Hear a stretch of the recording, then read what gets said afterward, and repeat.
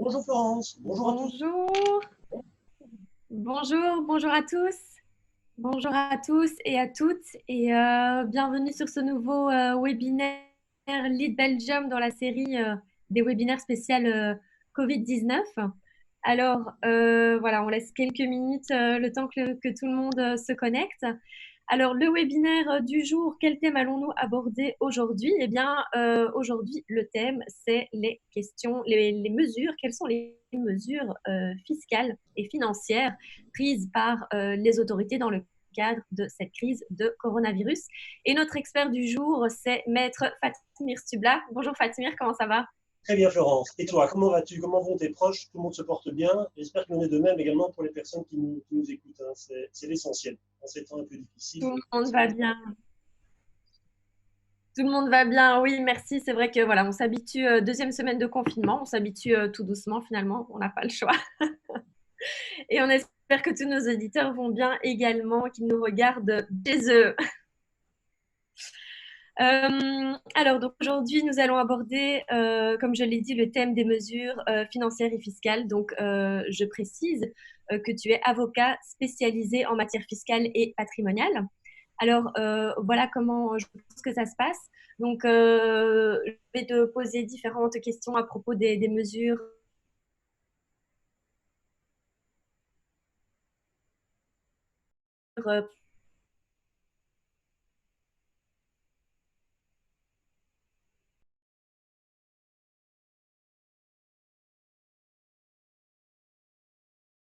Voilà, il semblerait qu'il y ait eu un petit bug, me prises par le semble-t-il. gouvernement et les autorités. Et alors, je propose qu'on prenne les questions de questions-réponses. C'est bon? Je t'entends. Très bien. Moi, de mon côté, je pense que la connexion est bonne, hein, très certainement. Mais voilà, je t'ai perdu en cours de route, mais nous avons discuté de la trame, donc c'est parfait. C'est vraiment très bien. Voilà, effectivement, non, il y a aucun souci. Mais alors, la première question que j'aimerais te poser, c'est quel est toi, ton sentiment en tant que praticien du droit, règles sociales, fiscales et financières qui ont été prises par le gouvernement fédéral et les entités fédérées? Quel est ton sentiment à toi dans ce contexte? Voilà, donc tout le monde aura constaté, aura remarqué que le nombre de mesures qui ont été prises pour soutenir à la fois les entrepreneurs, les indépendants, les entreprises et en bout de course également les travailleurs sont extrêmement importantes. Vraiment, ces mesures sont extrêmement importantes. Il est très difficile d'y voir clair, ça c'est certain. C'est un vrai capharnaüm. Je pense qu'à ce stade, personne n'oserait se considérer comme étant un spécialiste des mesures qui ont été prises dans le cadre de cette crise sanitaire, parce que il y a des mesures nouvelles qui arrivent réellement tous les jours. Là, le premier conseil que je pourrais prodiguer aux entrepreneurs, à toute personne qui doit prendre des décisions importantes pour son entreprise, pour la viabilité, la continuité de son entreprise, c'est d'être conseillé par des spécialistes et des hommes de terrain. Qu'il s'agisse de comptables, de réviseurs d'entreprise ou encore de caisses d'assurance sociale, soyez conseillés. Il y a tellement de mesures, tout se met à jour sans cesse. On doit faire extrêmement attention donc aux mesures qui doivent être prises. D'autre part, ce qui m'inquiète en quelque sorte par rapport à certaines de ces mesures, c'est que je crains qu'il y ait, surtout par rapport à des mesures fiscales, sachant évidemment que c'est mon domaine de prédilection, je suis plutôt orienté dans les problématiques fiscales, je crains qu'il y ait un effet de rattrapage. Il y a des délais qui ont été octroyés pour le paiement, des facilités de paiement de TVA ou autres, mais en toute hypothèse, il y aura un effet de rattrapage. Je l'expliquerai plus tard. Il en est de même également pour les nouvelles mesures qui ont été publiées sur le site de la Banque nationale belge, et beaucoup de journaux en parlent actuellement en début de semaine. Je ne suis pas tout à fait d'accord avec l'analyse des journalistes par rapport à ces mesures. Je crains également que ces mesures puissent causer, in fine, des préjudices économiques aux entreprises, aux sociétés, aux entrepreneurs qui essaieraient donc de les utiliser. Donc, au cours de mon intervention, qui sera relativement brève, je vous rassure, je vais exposer plusieurs choses. Je vais d'abord parler donc de mesures fiscales, des mesures fiscales importantes qui ont évolué en deux temps. Ensuite, je parlerai également donc, des mesures de protection sociale et économique qui ont également évolué. Donc, le gouvernement a d'abord lancé de nouvelles mesures début mars. Ces mesures ont été complètement rectifiées donc le vendredi 20 mars. Ensuite, je dirai quelques mots également donc, sur le télétravail, c'est quelque chose qui est important, me semble-t-il, et sur les mesures du secteur bancaire. Enfin, je terminerai sur quelques questions d'ordre pratique par rapport aux charges fixes pour lesquelles sont confrontés les entrepreneurs et les sociétés. Je pense aux loyers, aux bails commerciaux. Je pense également aux fournisseurs, qu'il s'agisse d'énergie ou autre. Enfin, je l'indique déjà maintenant, à la fin de mon intervention, je me permettrai à nouveau de faire appel aux bons soins donc, de Florence et je lui remettrai donc un document avec des liens Internet qui me paraissent tout à fait pertinents pour pouvoir vous aider et trouver la voie qui semble être la plus appropriée par rapport à vos problématiques. À toi la parole, chère Florence. Ok, c'est un programme tout à fait intéressant. Mais donc, commençons par le début. Quelles sont les principales mesures fiscales prises par le gouvernement fédéral? Voilà, donc ces mesures prises par le gouvernement fédéral, non pas les entités fédérées, tout cela s'est fait en deux vagues. Il y a d'abord eu une première vague, le 6 mars, une première vague de mesures, et tout cela ensuite a été adapté, étendu aux travailleurs, aux particuliers le 18 mars. Par rapport à ces mesures du 6 mars, cette première vague donc, de mesures fiscales, de soutien, c'est ainsi des entreprises et non pas des particuliers. Cette première vague de mesures fiscales se résumait à peu de choses. C'était la possibilité, l'octroi donc de plans de paiement d'une dette fiscale qui est due, pas toutes les dettes, j'indiquerai lesquelles, et également l'exonération des intérêts de retard. Jusqu'il y a peu, un intérêt de retard en matière fiscale, c'était 7%. Maintenant, c'est 4%. Vu la conjoncture économique, déjà 4% d'intérêt sur une dette fiscale, c'est tout à fait énorme. Donc, on va pouvoir également bénéficier d'une exonération de ces intérêts de retard et également la remise des amendes pour non-paiement. En matière fiscale également, les amendes peuvent être tout à fait importantes, jusqu'à 200% du montant d'impôt dû. Donc, tout ça veut dire que ce sont de bonnes nouvelles. Mais qui peut bénéficier de ces mesures? Les entreprises, toutes les entreprises, qu'il s'agisse de personnes physiques avec un numéro de TVA, un numéro d'entreprise, mais également des personnes morales, à la fois des ASBL que des sociétés de manière tout à fait classique. Peu importe également le secteur d'activité. J'insiste là-dessus, ce n'est pas seulement les sociétés qui ont dû en quelque sorte mettre la clé sous le paillasson, je pense à l'ORECA, etc. Et ces sociétés doivent également rencontrer des difficultés financières, et ces difficultés financières doivent être liées exclusivement à la propagation du coronavirus. Et il faut pouvoir le démontrer. Il va falloir donc démontrer aux contrôleurs fiscaux, aux fonctionnaires taxateurs, une baisse du chiffre d'affaires, une baisse importante des commandes. J'insiste également sur le fait que, et c'est pour ça que ces mesures me dérangent quelque peu, également les mesures suivantes. Les sociétés qui ont des problèmes de paiement structurel, en quelque sorte des sociétés qui étaient déjà mauvais payeurs par rapport à l'administration fiscale, qui avaient déjà quelques difficultés. Le fait que ces entreprises réclament durant cette crise sanitaire, qui les a en quelque sorte plus mis dans le pétrin financier, réclament donc un plan de paiement de la dette, ce n'est pas certain que cela soit octroyé. Parce que les mesures publiées, communiquées par le SPF Finance mentionnent, et je lis, les entreprises qui, même avant cette crise sanitaire, connaissent des problèmes de paiement structurels, ne pourront pas bénéficier de ces mesures. Qu'est-ce que cela signifie? Cela signifie que les entrepreneurs, les entreprises qui sont malheureusement déjà faibles, la trésorerie était peut-être déjà pas tout à fait suffisante. Si maintenant ces sociétés viennent quasi à s'écrouler, parce que là c'est le coup de trop, je ne suis pas certain que l'administration fiscale sera encline à leur accorder ces délais. Il faut faire attention. Quant aux dettes fiscales qui sont concernées, elles sont quand même nombreuses. On parle du précompte professionnel, on parle de la TVA, on parle de l'impôt des personnes physiques, de l'impôt des sociétés et également de l'impôt des personnes morales, donc qui concerne les ASBL. À quel moment faut-il introduire tout cela? Bénéficier donc de ce plan de paiement, d'un plan d'appurement de la dette fiscale. On peut le faire jusqu'au 30 juin ou plus tard via un formulaire qui est téléchargeable donc sur le site du SPF Finance. Je monte le formulaire, c'est relativement concis. Vous n'avez pas besoin d'un comptable, d'un avocat fiscaliste ou d'un spécialiste pour pouvoir compléter cela. Je mettrai le lien, donc, comme je l'ai indiqué, à disposition pour que les contribuables demandent et réclament de bénéficier donc, de ce plan d'appurement de la dette fiscale. Donc, il faut également qu'il y ait deux conditions qui soient respectées. Un, il faut qu'il y ait un dépôt des déclarations, donc déclaration d'impôt des personnes physiques, etc. Les retardataires, malheureusement, ne pourront pas bénéficier donc, de ce plan d'appurement de la dette. Et il faut également que les dettes fiscales ne résultent pas d'une fraude fiscale. Quand on a un fraudeur, malheureusement, on ne bénéficie d'aucune aide. C'est ainsi. Et tout dépend du fonctionnaire taxateur et du contrôleur. Parfois, on arrive rapidement à être considéré comme un fraudeur, mais c'est ainsi. Ça, c'est la première vague de dispositions du gouvernement fédéral. C'est le 6 mars. Le 18 mars, le gouvernement s'est rendu compte que les mesures étaient insuffisantes. et en quelque sorte étendu, élargi les mesures donc de soutien. Non pas seulement pour les entrepreneurs, ce qui était le cas à partir du 6 mars, mais maintenant également pour les particuliers. De manière tout à fait concrète, il y a eu donc des reports de délai d'introduction, ce qui est plutôt positif. Par exemple, pour les sociétés qui ont des exercices d'imposition décalés. Les exercices d'imposition ne sont pas de manière identique à l'année civile. Il y avait une obligation de déposer les déclarations à l'impôt des sociétés, à l'impôt des personnes morales ou à l'impôt des non-résidents sociétés pour le 16 mars. Là, on serait déjà en retard, mais Dieu merci, ça a été reporté au 30 avril 2020. Très bien.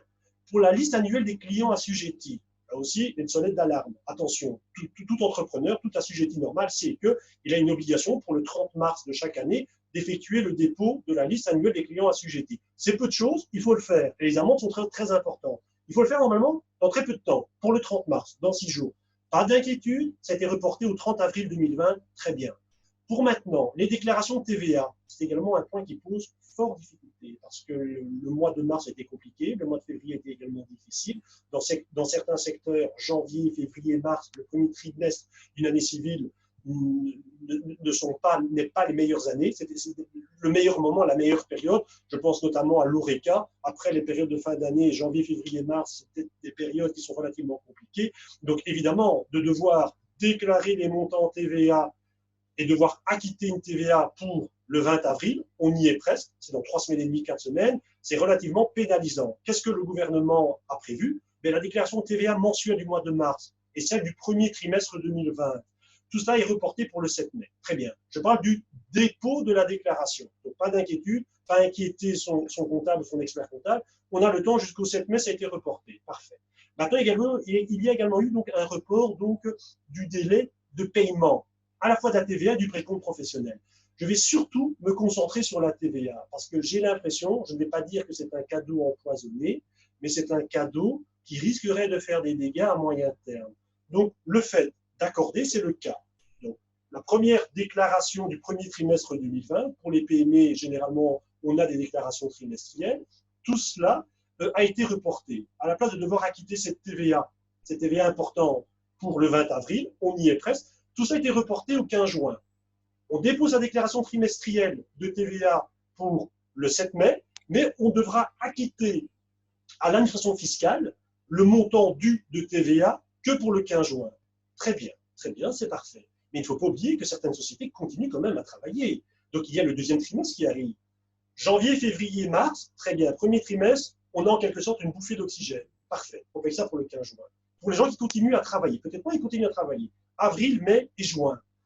La décision gouvernementale du 18 mars ne dit rien là-dessus. Et si on devait la suivre, dès le 20 juillet, les entrepreneurs devraient également avoir le montant de TVA nécessaire pour acquitter également la TVA du deuxième trimestre. Alors que le 15 juin, un mois avant, ils ont dû assumer en quelque sorte les difficultés financières du premier trimestre. C'est compliqué. Ils risqueraient d'avoir un problème de trésorerie. Au final, j'ai vérifié hier sur le site du SPF Finance.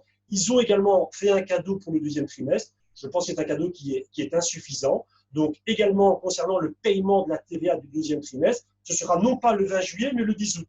Donc, il y a encore une petite bouffée d'oxygène de 20 jours. Est-ce que ce sera suffisant pour pouvoir assumer financièrement tout cela? Ça risquera d'être compliqué. Il faudra prévoir très certainement un plan d'apurement de la dette, également au prêt. Et là, je reviens aux mesures du 6 mars. Fixer quelque chose avec les fonctionnaires taxateurs. Et une fois encore, il faudra également être dans une société qui a quand même une certaine solidité financière. Il faudra prouver en quelque sorte aux fonctionnaires taxateurs qu'on n'a pas de problème structurel, on n'est pas systématiquement un mauvais payeur. C'est également quelque chose, à mon avis, qu'il faudra négocier au cas par cas. Et il y a également une certaine insécurité qui est vraiment problématique pour les PME, me semble-t-il. Enfin, de manière plus générale, également, on en arrive également aux particuliers. Les décisions donc, du 18 mars du gouvernement donc, fédéral ont également permis un report également de tous les contrôles fiscaux sur place non essentiels, de manière pragmatique. Là, c'est l'avocat fiscaliste qui vous parle. À ce stade, qu'il y ait urgence ou pas, me semble-t-il, tous les contrôles sont annulés. Je le vois bien, tous mes rendez-vous que j'avais au sein de l'administration fiscale ou sur place, tout a été annulé. Donc là, c'est le praticien qui parle. À ce jour, il n'y a pas de contrôle fiscaux, mais attention au retour de manivelle. C'est pas parce qu'il n'y a pas de contrôle fiscaux maintenant que nous ne sommes pas dans un état de droit et qu'il ne faut pas faire ce qu'il faut faire. Il pourrait y avoir des contrôles a posteriori sur ce qui s'est passé actuellement. D'autre part également, pour les particuliers, Et là, je suis bien placé pour en parler. Je viens de recevoir ce matin la douloureuse, mon avertissement extrait drôle à l'impôt des personnes physiques. Et ce qui s'est passé, c'est que généralement, lorsque vous recevez un avertissement extrait drôle, que ce soit une société ou une personne physique, tout comme moi en qualité d'avocat, nous avons 2 mois pour payer. 2 mois à dater de la date d'envoi. Maintenant, ce que le gouvernement a prévu, et c'est mentionné comme tel parce que j'ai reçu moi-même donc cet avertissement extra drôle ce matin, il y a un délai complémentaire de 2 mois qui est accordé automatiquement. Donc, pour toutes les cotisations qui sont établies à partir du 12 mars 2020, 12 mars 2020, très bien. Il y a le délai normal de 2 mois, plus un délai complémentaire de 2 mois. Donc, nous avons en quelque sorte 4 mois pour acquitter, en lieu et place de 2 mois, pour acquitter la dette fiscale. S'il y a un souci, une fois de plus, je reviens donc au formulaire que je communiquerai, qui est ici. Une fois de plus, il faut formuler une demande motivée pour bénéficier d'un plan d'appurement de la dette qui pourra être au maximum de 12 mois. Est-ce qu'il y aura plus de clémence? Je n'en sais rien, mais la règle est que si on le motive correctement, ce sera un maximum de 12 mois. Voilà. La parole est à toi, chère Florence. Merci pour toutes ces explications, Fatmir. Et en fait, de manière plus générale, quelles sont les mesures de protection sociale et économique mises en place par le gouvernement fédéral, mais depuis le Conseil des ministres du 20 mars dernier? Voilà, c'est bien ça, parce que beaucoup de choses ont changé et ça n'arrête pas de changer. Voilà. En date du 6 mars, il y a des mesures spéciales, 10 mesures qui ont été prises. Très bien. Pour aider principalement les entrepreneurs, les travailleurs, 10 mesures. Parfait. Ces 10 mesures, au final, ont été rectifiées, certaines modifiées, facilitées. Et ce vendredi 20 mars, donc c'est vraiment également c'est tout chaud, ça sort du four, le Conseil des ministres a adopté une série de nouvelles mesures ou des mesures modificatrices des mesures qui ont été établies le 6 mars. Tout ça a été établi en 3 axes. Les 3 axes sont les suivants.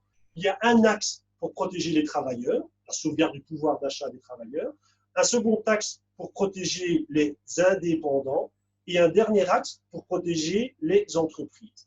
Concernant la sauvegarde, le premier axe, donc, la sauvegarde du pouvoir d'achat des travailleurs. Mais comment on peut protéger le pouvoir d'achat des travailleurs en cette crise relativement compliquée? C'est tout simplement en facilitant l'octroi, le bénéfice du chômage temporaire pour ces travailleurs qui sont dans des situations financières très compliquées. De manière tout à fait concrète, et là j'emprunte les termes donc, du Conseil des ministres, ce chômage temporaire est devenu automatique, étendu et renforcé. Qu'est-ce que cela signifie?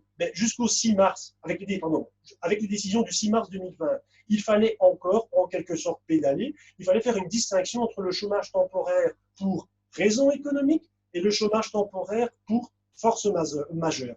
Ce n'est pas la même chose. Les conséquences en droit sont différentes. Je fais l'économie de parler de tout cela parce que le temps est relativement limité. Mais cet exercice ne doit plus être fait. On considère maintenant que nécessairement, le coronavirus, cette crise sanitaire qui est tout à fait profonde, est un cas de force majeure. Maintenant, c'est quelque chose qui est tout à fait clair. Donc, il n'y a plus de distinction à faire. Chômage temporaire, c'est nécessairement un cas de force majeure. Donc, l'entreprise ne devra plus apporter des justifications, et Dieu sait que c'est compliqué pour le moment, pour recourir au chômage temporaire en le motivant soit pour les raisons économiques, soit pour les raisons donc, de force majeure. Tout cela se fera automatiquement. C'est très bien. Mais tout cela se fera via l'ONEM. Et une fois de plus, j'ai communiqué un lien qui est tout à fait instructif, didactique, sur l'ONEM qui vous sera très utile également. Et quel est le montant que pourront percevoir ces travailleurs? C'est quelque chose de très important. Normalement, en cas de chômage temporaire, le taux de référence est de 65% de la rémunération moyenne plafonnée. Ce montant, ce taux de 65% va passer à 70%. C'est un petit cadeau. Ce n'est pas un cadeau exceptionnel, mais peu importe, c'est 70%. D'autre part, il faut savoir que cette rémunération moyenne, et là je parle des salaires, pour les salaires importants, sera plafonnée à hauteur de 2754,76 €. Les jours chômés vont être comptabilisés dans le pécule de vacances, il faut le savoir également. Et en plus de cette rémunération donc de 70% plafonnée, l'ONEM va octroyer, va donner à ces travailleurs un montant qui sera approximativement de l'ordre de 5,60 € pour chaque jour chômé. Donc cela viendra également en complément. Et cette période de chômage temporaire sera fixée de quand à quand? Pour le moment, les choses vont très certainement évoluer, mais en tout cas pour le moment, c'est possible entre le 1er février 2020 et le 30 juin 2020. C'est durant cette période. Il faut également rappeler que le montant qui sera octroyé à titre d'indemnité, d'allocation de chômage, il y aura également un précompte professionnel qui sera donc imputé, retenu sur cette indemnité de chômage, qui est de 26,75%. Ça, il faut également le retenir. Ensuite, ça c'est le premier axe pour les travailleurs. Ensuite, il y a un deuxième axe qui porte cette fois-ci pour un soutien directement aux indépendants qui doivent soit fermer boutique, ils sont nombreux malheureusement, ou soit qui sont dans des difficultés financières importantes. Qu'est-ce qui se passe pour ces indépendants? Mais c'est pouvoir tout simplement permettre à ces indépendants de pouvoir bénéficier d'un revenu de remplacement. C'est ce qu'on appelle dans le jargon technique le droit passerelle. Eh bien, effectivement, tout cela est permis, est en quelque sorte facilité, et le montant donc de cette allocation, de ce revenu de remplacement pour les indépendants sera compris entre 1 291,69 € et 1 614,10 €. Voilà. Ça, pour les indépendants qui sont actifs à titre principal et qui seraient dans l'incapacité de poursuivre en tout ou en partie leur activité en raison du coronavirus. Ce droit, maintenant, est automatique pour tous les secteurs qui sont visés par l'arrêté ministériel donc, du 18 mars 2020. Concrètement, c'est pour quasi toutes les sociétés, sauf les exceptions qui sont reprises dans cet arrêté ministériel que je vais également publier, donc, que je mettrai donc en lien pour que les personnes puissent le lire. Il n'est pas très volumineux, il était intéressant de le lire et de l'examiner. Ça ne prendra pas trop de temps. Pas maintenant évidemment, hein, je parle ça aux jeunes courageux, aux personnes qui nous écoutent avec attention. Donc évidemment, la règle générale maintenant est de fermer les magasins, sauf pour les magasins d'alimentation, y compris les magasins de nuit, les magasins d'alimentation pour animaux. Évidemment, les amis des humains doivent également manger, les pharmacies, les librairies, les stations-service, les fournisseurs de carburant, etc. Les coiffeurs, par contre, également doivent rester ouverts. C'est vraiment le parent pauvre, en quelque sorte, des mesures qui ont été prises. Mais ça, j'en reviendrai donc par la suite. Pour les autres entreprises, donc par exemple pour les coiffeurs, très bien. Pour les autres secteurs, eux doivent absolument prouver, il y a une condition, qu'il y a un arrêt d'activité pendant 7 jours consécutifs. Tout ça doit être rempli. Donc, la société arrête pendant 7 jours consécutifs, très bien. L'indépendant aura droit à ce moment à bénéficier de cette rémunération de remplacement. Mais la règle, pour le moment, c'est un droit automatique pour les secteurs visés par l'arrêté ministériel. Donc, c'est intéressant d'épingler et d'examiner donc cet arrêté ministériel. Toujours dans le cadre des mesures, ce deuxième axe portant sur les indépendants. Il y a également des mesures en matière de cotisation sociale. Dieu sait que les cotisations sociales font mal aux indépendants. C'est évidemment un élément patrimonial, un élément financier qui est relativement important. Il y aura la possibilité, et là je vous invite à ne pas hésiter, les gens télétravaillent même au sein des caisses d'assurance sociale, contactez votre caisse d'assurance sociale pour demander ce qui est possible de faire. N'attendez pas trop tard, demandez, réclamez les mesures mises en place. Elles sont de 3 types par rapport aux cotisations sociales. Vous pouvez soit solliciter auprès donc de votre caisse d'assurance sociale un report de paiement pour les 2 premiers trimestres, 2, une réduction des cotisations sociales provisoires, ou également vous pourriez être dispensé totalement ou partiellement du paiement de cotisations sociales. Outre cela, dans ce deuxième axe, en quelque sorte, portant donc sur les mesures de soutien pour les indépendants, le gouvernement a également réclamé, et voilà, là je vais lire ce que le gouvernement a réclamé aux communes, il a été demandé aux autorités locales de contribuer à l'effort et de geler certaines taxes au niveau communal. Est-ce que les additionnels communaux vont être réduits? Je ne le pense pas, les communes auront besoin d'argent. Est-ce qu'il y aura peut-être un petit geste sur la taxe déchets, peut-être, je n'en sais rien. Mais en tout cas, on a réclamé également un effort au niveau communal. Je n'ai rien entendu, je n'ai rien lu, en tout cas, m'amenant à considérer que quelque chose a été fait dans une commune ou dans une autre. Enfin, le troisième axe maintenant. On a parlé des travailleurs, on a parlé des indépendants, il reste les entreprises. Les entreprises doivent être également accompagnées durant cette période qui est quelque peu trouble et quelque peu difficile. Là-dessus, le gouvernement a été relativement rapide. Le gouvernement a considéré et a décidé que tous les reports de paiement qui ont été fixés pour les indépendants, tout s'applique également pour les PME et les entreprises en difficulté. Également pour les entreprises qui ont passé des marchés publics fédéraux. Et il y a des délais, évidemment, qui doivent être respectés. Et ces délais ne vont pas pouvoir être respectés. Donc, il y a des pénalités de retard dans l'exécution des travaux qui auraient dû être faits, qui vont malheureusement devoir être constatés. Mais il n'y aura aucune conséquence si ces retards sont liés directement au Covid-19, et ce sera très certainement le cas. En plus de cela, il faut le savoir aussi, et là j'ai eu pas mal de questions donc, de clients ou mots. C'est vrai que pour les secteurs d'activité comme le secteur des avocats, on est appelé à répondre à beaucoup de cas tout à fait particuliers, des cas d'espèces qui sont encore tout à fait inconnus, parce que la situation est exceptionnelle, les mesures le sont également. Certaines sont peut-être quelque peu bancales, ou vais-je dire, pas tout à fait parfaite, mais c'est ainsi, on essaie de faire au plus récent. Il faut savoir également que, depuis le vendredi 20 mars, donc c'est plus récent, il y a également des dispositions particulières par secteur. Par exemple, au niveau des secteurs de voyage, les agences de voyage, il y a cette mesure, l'annulation d'un voyage à forfait. Là, le voyage à forfait, lorsqu'il y a au moins deux services, par exemple, le transport, l'avion, plus le séjour sur place. Très bien. Donc, l'annulation d'un voyage à forfait entraîne l'octroi d'un bon d'une valeur monétaire égale et d'une durée de validité d'au moins un an. Donc, les personnes qui devaient partir en voyage d'hiver, en vacances d'hiver, au mois d'avril, j'ai eu le cas de personnes qui ont commandé une cinquantaine de voyages. Il y en avait pour plus de 50 000 euros. Qu'est-ce qui se passe là maintenant? Qu'est-ce qui va se passer pour nous? On va manger à quelle sauce? Comment se fait-il? Est-ce qu'il y a une protection des consommateurs? Je vois que dans les conditions générales, ceci, cela. Le gouvernement a apporté une réponse. En quelque sorte, ce sera un bon à faire valoir. Voilà ce que le gouvernement a prévu pour le moment. Donc, c'est un bon d'une valeur monétaire égale et d'une durée d'une année. Donc, l'année prochaine, il faudra à nouveau, au plus tard, retourner donc en vacances d'hiver. Voilà. À nouveau, à toi la parole. Je suis bavard, Florence, mais c'est à toi la parole. Non, non, c'est très intéressant, mais c'est vrai qu'il y a beaucoup de mesures et voilà, c'est pas toujours facile de s'y retrouver. Mais est-ce que tu peux nous en dire plus sur les entités fédérées, par exemple? Voilà, pour les entités Les fédérées, principales mesures dans les grandes lignes. c'est très clair. Donc, pour les entités fédérées, il y a également eu pas mal de choses, que ce soit en région Bruxelles-Capitale, en région Wallonne et en région Flamande. Elles ont toutes pris de nombreuses décisions. La décision qui a le plus fait, en quelque sorte, couler d'encre, en tout cas dans la presse, c'est cette fameuse prime unique en cas de fermeture. Et je vais parler quelque peu de cette prime unique. Il faut savoir en quelques mots. La région Wallonne, c'est la région qui était la plus généreuse par rapport à cette prime unique en cas de fermeture totale d'entreprise. Pas toutes les entreprises, pas toutes les entreprises. Il s'agit de la fermeture des entreprises du secteur de la restauration, hébergement, agences de voyage et commerce de détail. Pour ces sociétés-là, il y a une prime unique de 5 000 euros. Très bien.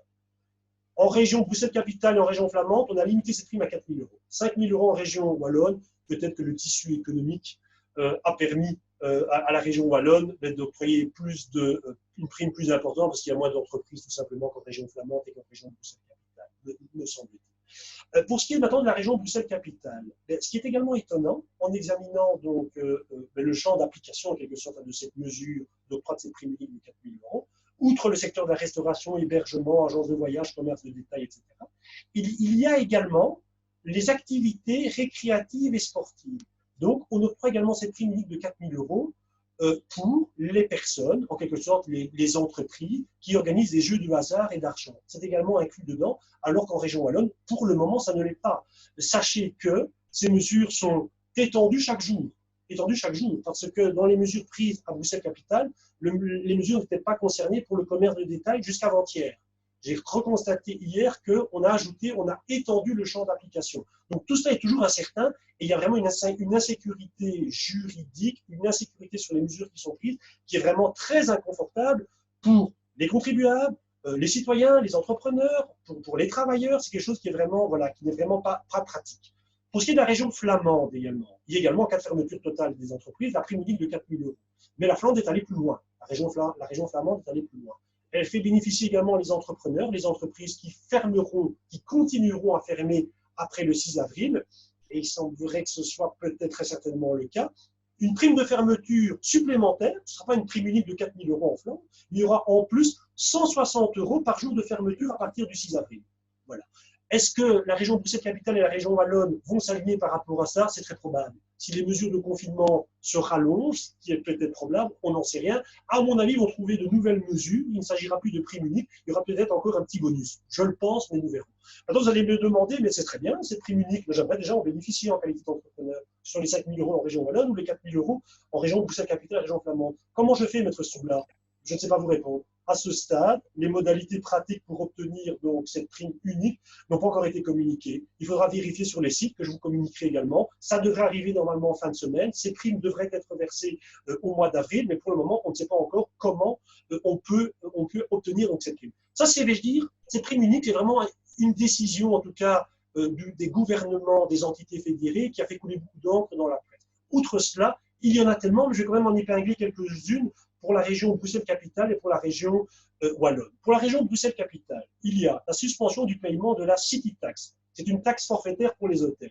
Donc, pour la région bruxelloise, la région Bruxelles-Capitale, pour le premier semestre 2020, donc pour les 6 premiers mois 2020, on ne devra plus acquitter cette city tax. Très bien. D'autre part, et ça dans les 3 régions, c'est le cas, il y a également donc l'octroi de garanties publiques pour essayer d'aider, prêts bancaires, etc. Voilà. D'autre part, toujours pour la région de Bruxelles-Capitale, il y a le renoncement de la taxe sur l'exploitation des taxis pour toute l'année 2020. Ça fera également, c'est une bouffée d'oxygène pour les taxis qui fera évidemment du bien. Pour les entreprises d'économie sociale et d'insertion, c'est les titres-services en quelque sorte, hein, ces aides ménagères. Il y a également des dispositions qui sont prises particulières. Également, toujours en région Bruxelles-Capitale, il y a ces difficultés, ces problèmes d'amende liés donc à cette zone de basse émission, les personnes qui roulent au centre de Bruxelles avec des véhicules trop âgés. Eh bien, encore, toutes les mesures d'amende sont suspendues. Il faut le savoir aussi, c'est quelque chose qui devrait être une petite bouffée d'oxygène, mais c'est ainsi.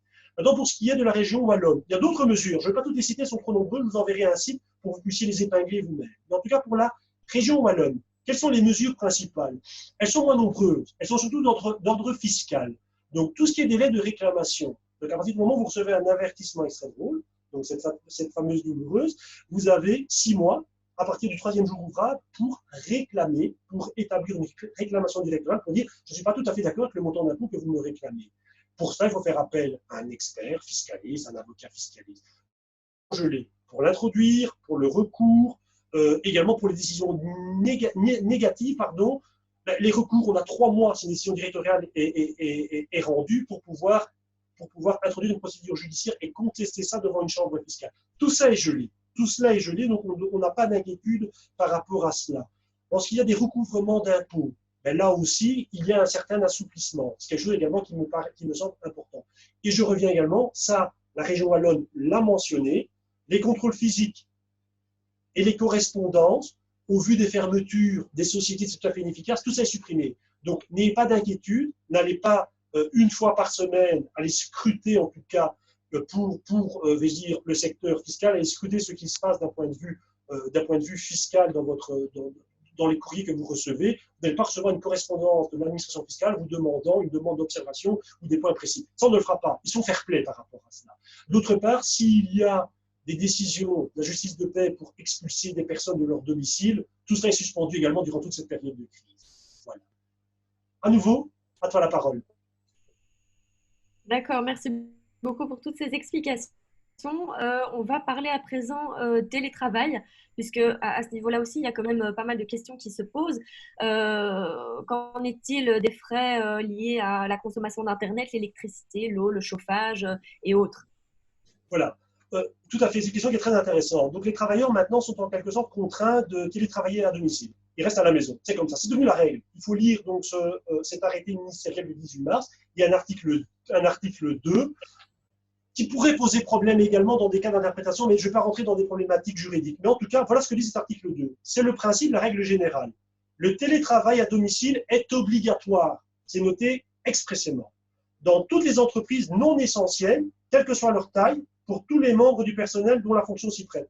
Les entreprises non essentielles, c'est toutes les entreprises, sauf les magasins d'alimentation, les pharmacies, librairies, etc. Donc ça englobe tout le monde. Donc le principe, c'est le télétravail, si c'est matériellement possible, mais c'est le principe de base. Maintenant, les travailleurs doivent se poser des questions. Se dire, mais très bien, moi j'ai télétravaillé, mais puis, avant je prenais ma tasse de café donc à la cafétéria de l'entreprise, l'électricité, le chauffage, j'utilisais celui de l'entreprise. Là maintenant, je ne bénéficie plus des commodités de la structure de l'entreprise. Est-ce que l'employeur ne devrait pas en quelque sorte assumer une partie? Et peut-être que spontanément, l'employeur se dit, mais moi j'aimerais quand même assumer une partie des frais générés par mes travailleurs. Eh bien, cela est possible, cela a toujours été possible. Et le montant maximum de cette indemnité est de 126,94 € par mois. Donc c'est plus ou moins un peu moins de 127 € par mois d'indemnité. C'est tout à fait possible. Mais ce qui posait problème en quelque sorte, c'était un problème de qualification juridique. Souvent, les employeurs allaient auprès du service des décisions anticipées à Bruxelles, c'est des fameux rulings, en questionnant l'administration fiscale, en leur demandant tout simplement, voilà, j'ai des travailleurs, des cadres, des hauts cadres ou pas, qui travaillent de temps à autre, beaucoup ou pas, chez eux, ils télétravaillent. Comment fixer le montant d'indemnité qui est correct, sachant que le seuil maximum, c'est 126,94 €. Et comment l'administration fiscale se prononçait? Elle regardait, elle déterminait d'abord la catégorie donc, du personnel. Est-ce qu'on a affaire à un haut cadre qui a besoin d'un bureau peut-être différent, la fréquence également du télétravail, est-ce que c'est 2 fois par mois, ou est-ce que c'est 2 fois par semaine, et puis on fixait un montant qui semblait correct et on recevait un visa, une sorte de passeport, un accord du service des décisions anticipées, un ruling indiquant que le montant sera de autant. Pourquoi c'est important? Parce que le montant qui est obtenu par le travailleur, donc c'est 126,94 euros, ce n'est pas une rémunération, c'est une indemnité. Et on considère que c'est une indemnité de l'employeur. Donc, il n'y a pas de cotisation sociale, il n'y a pas de précompte professionnel. C'est net d'impôt. Donc, c'est important de l'obtenir. Donc, de ce fait, durant cette période, ce service des décisions anticipées a préparé un formulaire type de cet acabit. Un formulaire type. Voilà. Ce formulaire type est disponible sur le site du service des décisions anticipées. Il suffit de le compléter. Les motifs sont relativement simples. Concrètement, durant toute cette période de crise sanitaire, les travailleurs qui souhaitent bénéficier de ce montant de 126,94 euros, évidemment, si l'employeur est d'accord de l'accorder. Tout cela pourra se faire automatiquement. Il n'y aura pas de discussion par rapport au seuil du montant. Il suffira de remplir ce petit formulaire. C'est relativement simple. Vous n'avez pas besoin d'un avocat fiscaliste ou d'un conseiller fiscal pour faire cela. Je communiquerai cela également donc, sur la plateforme. Et vous pourriez faire bénéficier vos travailleurs ou en quel travailleur pourrait bénéficier de cela sans que cela génère un coût important pour l'employeur. À toi de parler, ma chère. Merci beaucoup. Je précise que tous ces documents seront envoyés par la suite et mis à disposition donc, sur le site leadbelgium.be sur la page de ce webinaire pour que tous les internautes puissent les retrouver. On parle un petit peu maintenant du secteur bancaire. Quelles sont les mesures qui ont été prises par le secteur bancaire pour aider les particuliers et les entreprises dans cette crise de coronavirus? Oui, tout à fait. Ça, c'est également une question qui est cruciale, c'est évident. Donc, les travailleurs vont bénéficier donc d'un chômage temporaire, vont bénéficier d'une rémunération qui sera plafonnée à 70%. Ils ont des frais, ils ont les enfants à la maison, il y a d'autres frais qui vont venir évidemment alourdir en quelque sorte l'ardoise. Quid des emprunts bancaires? Quid des crédits également pour les entreprises?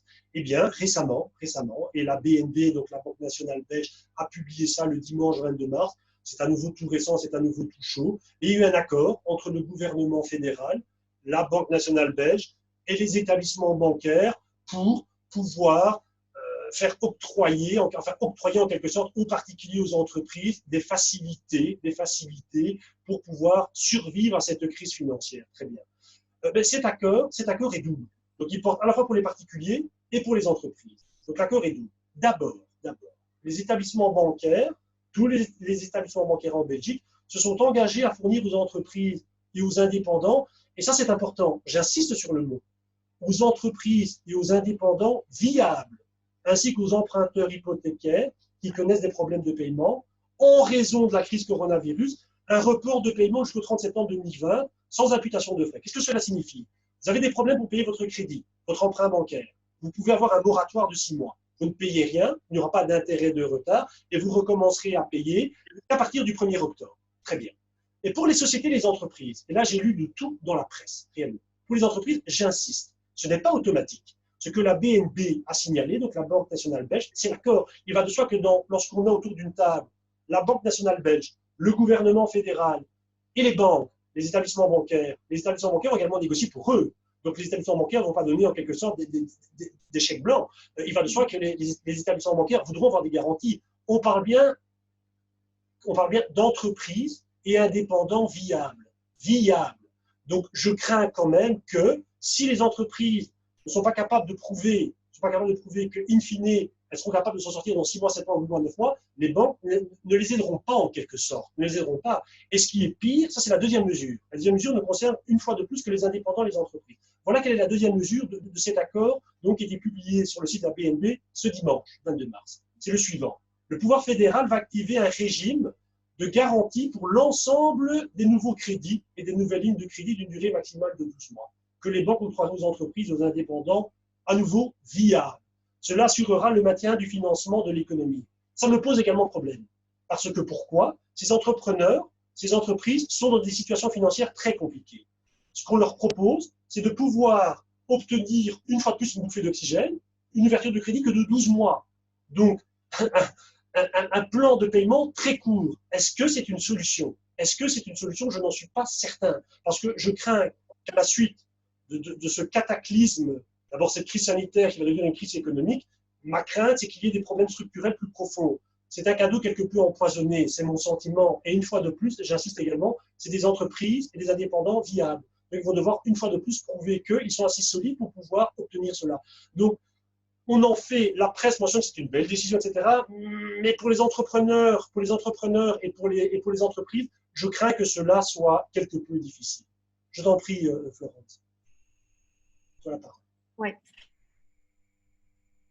Est-ce qu'il est possible éventuellement de négocier un gel des plans d'appurement des dettes avec les études d'huissier?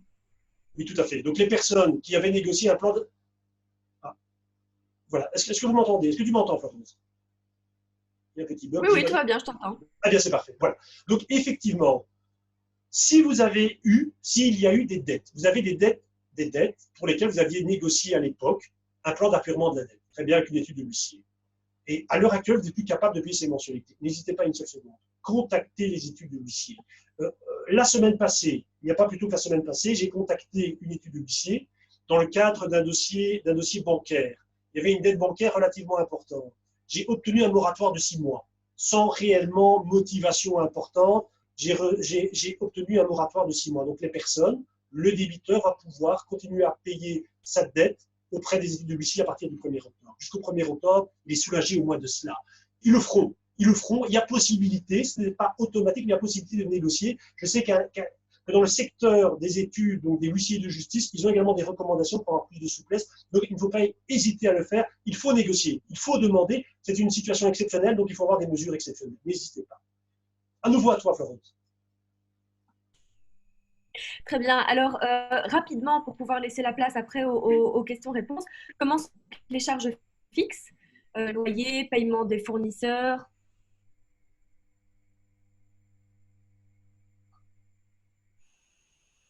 Voilà, oui, tout à Allô, fait. allô?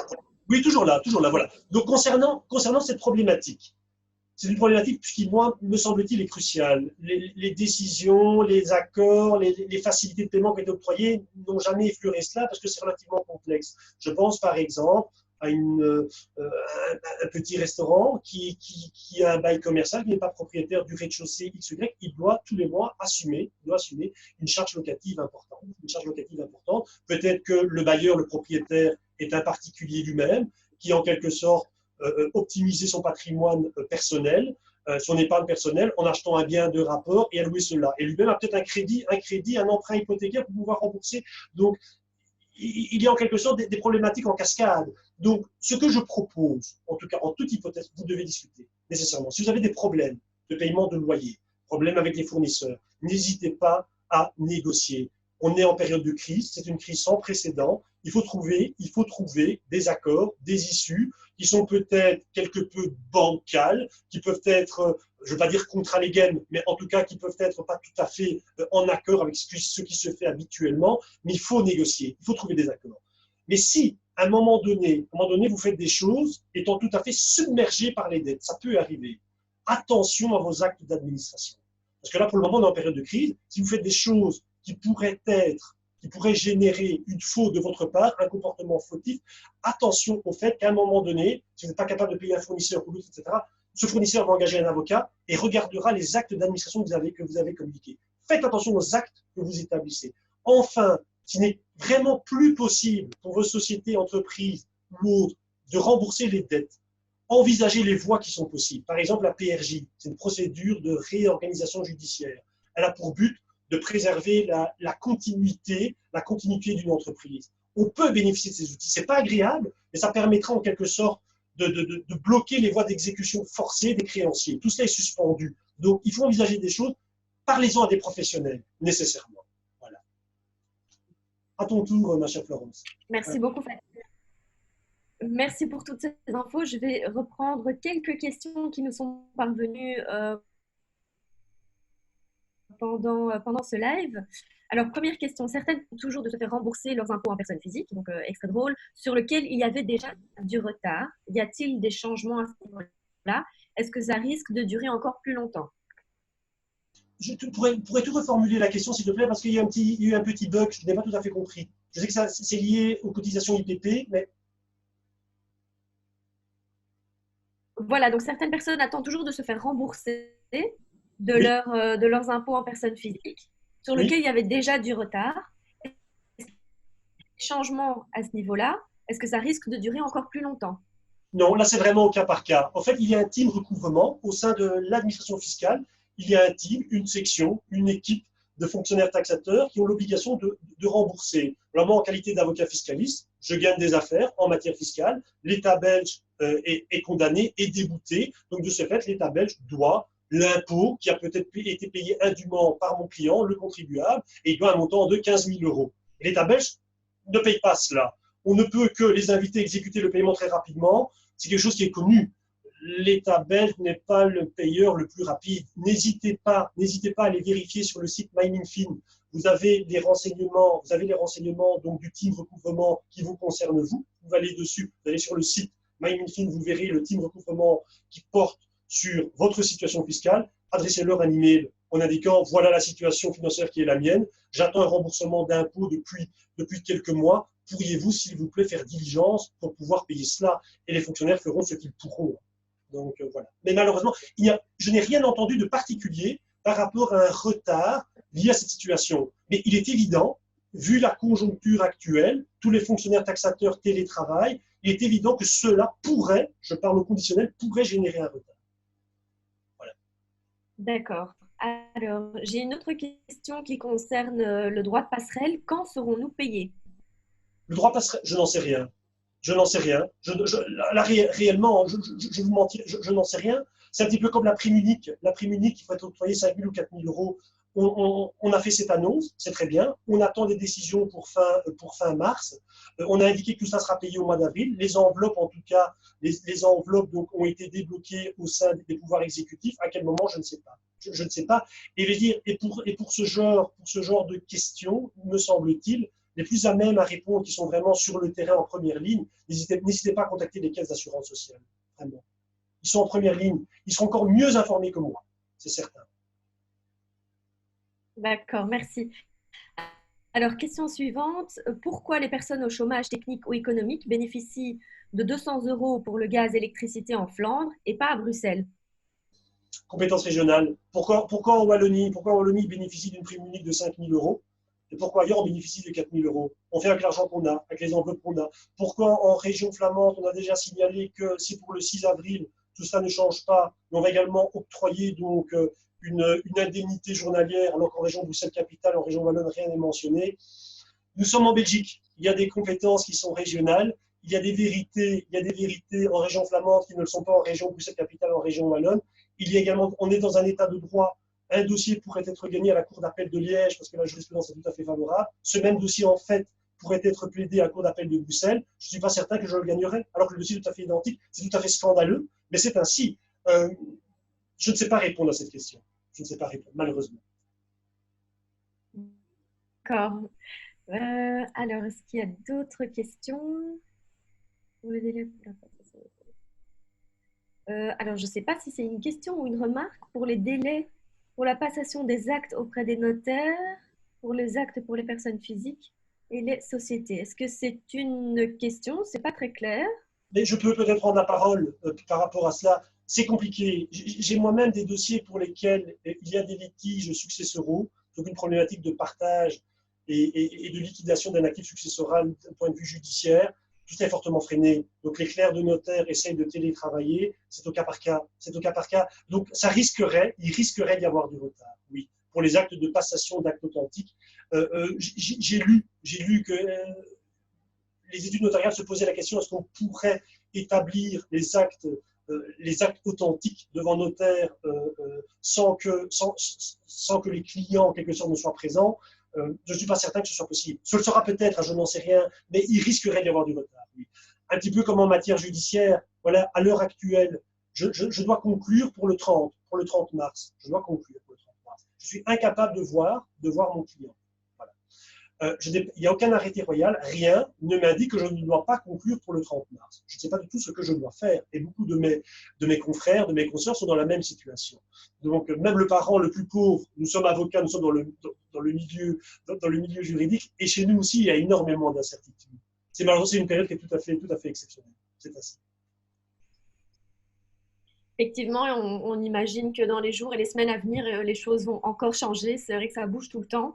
Mais néanmoins, merci beaucoup d'avoir fait le point avec nous là-dessus. Donc voilà, je pense qu'on va pouvoir clôturer tout doucement. Moi qui ai d'autres questions de dernière minute avant qu'on se quitte. Si jamais il y a d'autres questions, où est-ce que les internautes peuvent te retrouver? Voilà, adresse email, donc fs@wbcj.be. Je pense que c'est mentionné. N'hésitez pas, même s'il y a des questions quelque peu délicates, confidentielles, qu'on ne souhaite peut-être pas publier devant tout le monde, n'hésitez pas, posez votre question. Si la réponse ne réclame que 3 lignes, n'ayez pas d'inquiétude, je ne facturerai absolument rien. Posez vos questions, que ce soit moi ou ailleurs.